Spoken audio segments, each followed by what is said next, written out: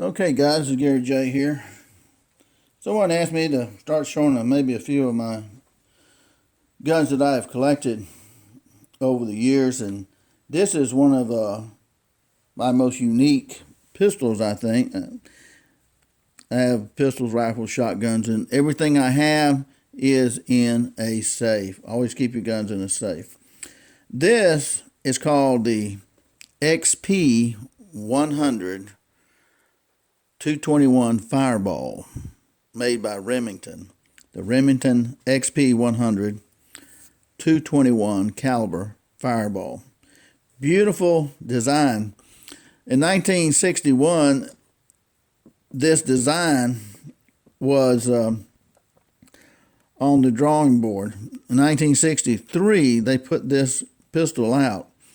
And this particular pistol, that XP means Experimental 100. So it uses this is a plastic stock called Zytel, it uses Zytel. It's a special plastic stock, and they have taken rifles that are made with this same stock. I have some of the Remington rifles with this same type of Zytel, ZYTL stock, and they've dropped them off a 1- and 2-story building, and they did not even crack. So it's kind of space age technology with this particular type of plastic. Now you notice, looking at the XP-100 here, we have a ventilated rib, we have a shark fin type front sight, which is really a nice sight. You can, this is really a nice sight right here too. And we have a loophole, you may call it loophole, a Leopold scope. Leopold scopes are kind of the lower end of the more expensive scopes. A scope like this is probably about $300 for a pistol. Now, you know, rifle scopes, you have to put your eye close to the end here on rifle scopes. Pistol scopes are specially designed so you hold them straight out away from you. So you can look through them that way.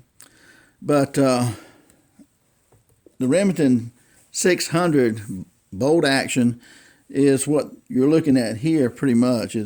Comes from the Remington 600 bolt action. So this is a bolt action pistol.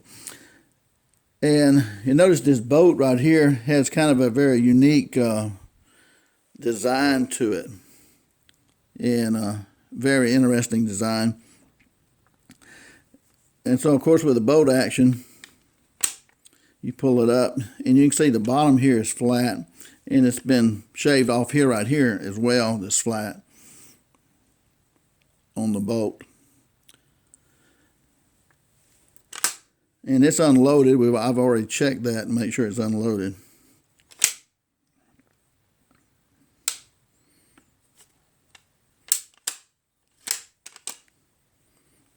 This is the safety right here. That's the safety. You bring it forward and pull it down. Now, the trigger, most pistols have a trigger pull of 5 or 6 pounds, which is pretty heavy. This one, not so. This is your first long distance, long range shooting pistol. One of the first ones ever made, probably, in 1963. It would go to about 1985 in making this particular design. It would change with different barrels, different calibers, bigger calibers, and silhouette shooting, still silhouette shooting. This was designed to be more or less like a varmint type gun, shooting the 221 Fireball. This trigger pull right here is so sensitive. I mean, once you get your scope on target with this, all you have to do is barely pull on this trigger, and it's going to shoot. Boom. So probably 8 or 12 ounce trigger pull. Very easy to pull that trigger and not pull your gun off your target. So just showing you a little bit how this looks right here on the other side.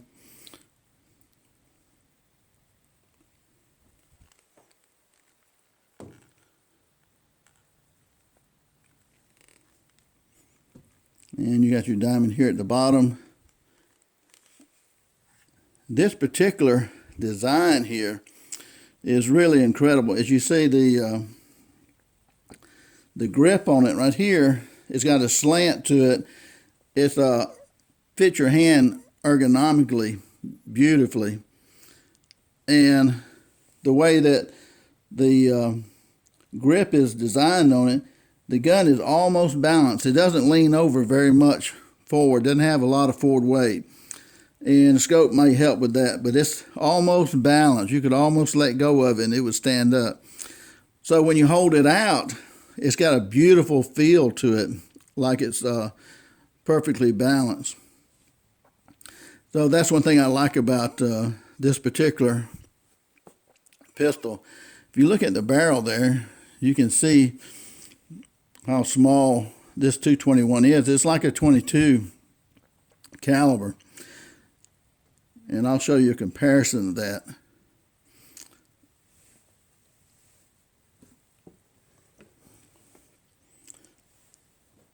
Now here we have two cartridges. This silver one cartridge is a 223 caliber cartridge. I'd use that in my AR-15 or my Mini 14. And I have a Thompson Contender pistol that shoots a 223 as well. But this right here, the brass one with the red tip, this one is a 221 Fireball.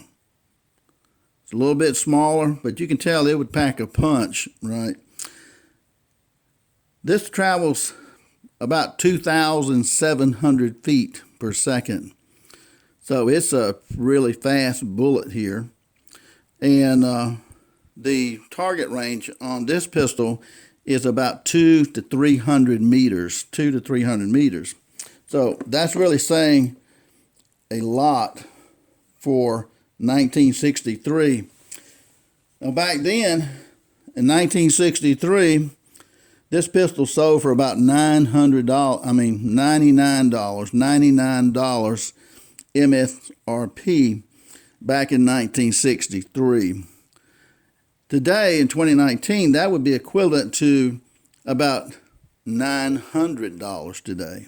So back in those days, if you wanted one of these pistols, you were going to pay a lot of money for them. And even today, you may find one of these for $500 to $900.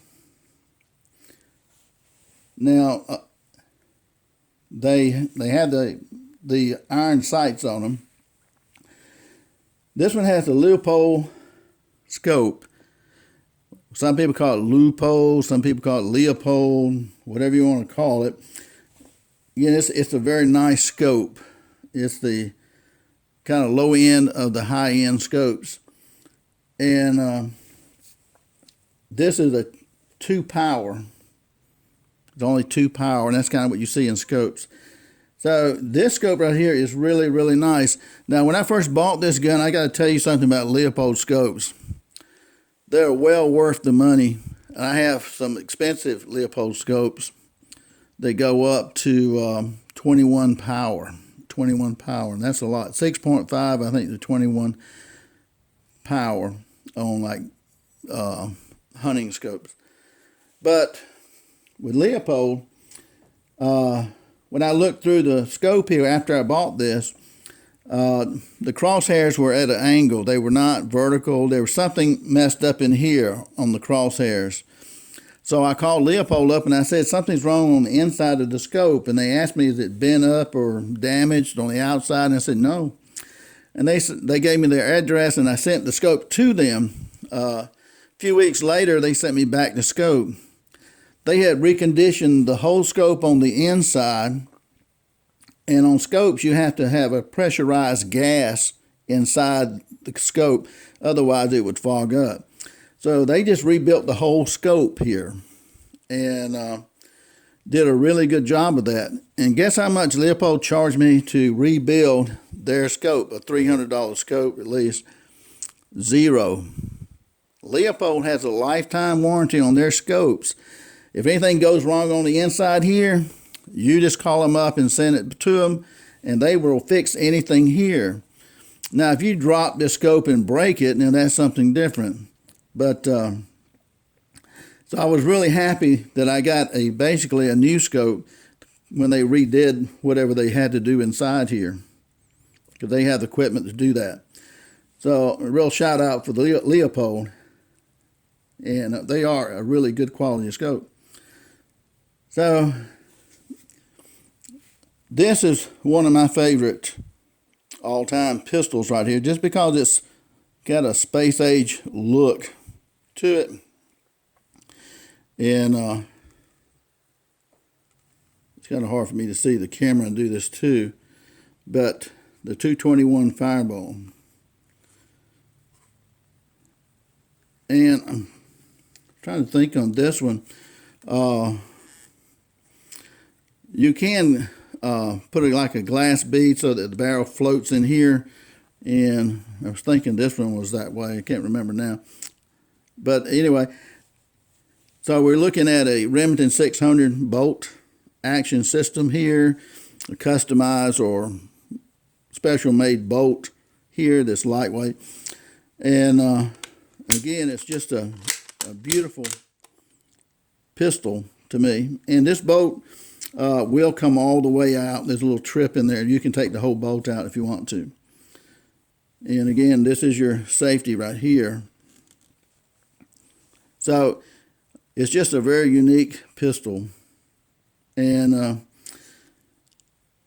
there are some conspiracy theories. I will mention that some people say that when John F. Kennedy was killed, that this particular type of pistol was used. They call this a fireball because what happened is the big fireball comes out the barrel when you shoot these, and it's very loud on the report. So people said they saw a fireball and they heard this loud sound. This thing is ear splitting. You don't want to shoot this without hearing protection. I don't really believe that theory about John F. Kennedy, but this would start a whole new industry here, the long distance and long range pistols. Back in the early 70s, the steel silhouette shooting would come out, and more pistols would be built around steel silhouette shooting, like the Thompson Contender and stuff like that. I have several of those pistols. So now you can get these in all different calibers, big calibers, rifle calibers, and so forth. And they'll shoot out 400 and 500 yards. So they make all different styles of these right here today. So just a really interesting pistol to me. The Remington XP-100 221 Fireball. I would mention the first ones that they made on the Experimental were a 222 caliber. But the 222 caliber was a little bit bigger than the 221, and it wasn't burning up all the powder in the cartridge in the brass here. So they stepped down to the 221 to burn up all the powder. And this is a 10.5-inch barrel. Some were later on with 14-inch barrels. But just a really neat pistol, especially if you like plinking. Now, one thing about these 221 caliber is that they're hard to find. Sometimes you can find them at gun shows, and I think I bought like 20 of them for like $45. They're a couple of dollars a piece for a round. So I bought a box of them, like 20 or so, and then I bought a reed loader die so I could make my own. So I make my own for probably 30 cents, and I put this kind of ballistic tip on here too. And so it's easier for me to make my own than pay a couple of dollars a round for these things. And they're hard to find. Now today they may be making them today. I haven't seen them in a long time, but I would rather reload my own. It's a lot cheaper. So if you ever see one of these, you'll know that it's a 221 Remington XP-100 Fireball. Awesome pistol, and very accurate for what it is. Well, thanks for watching, guys. Gary J.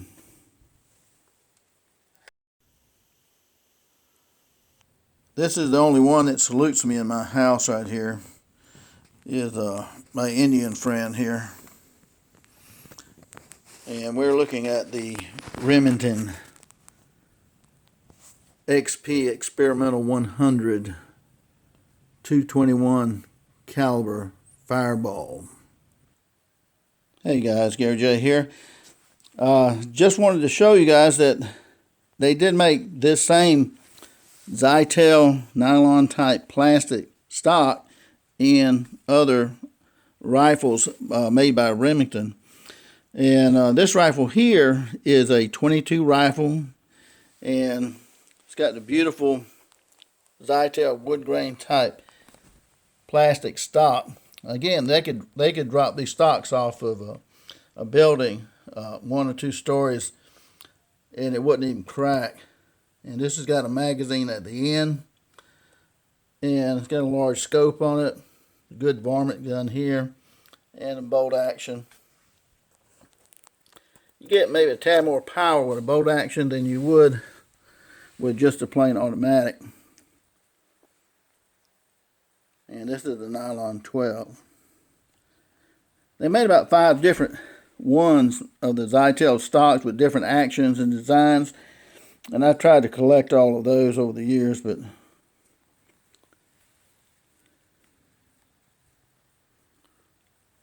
a really pretty rifle here.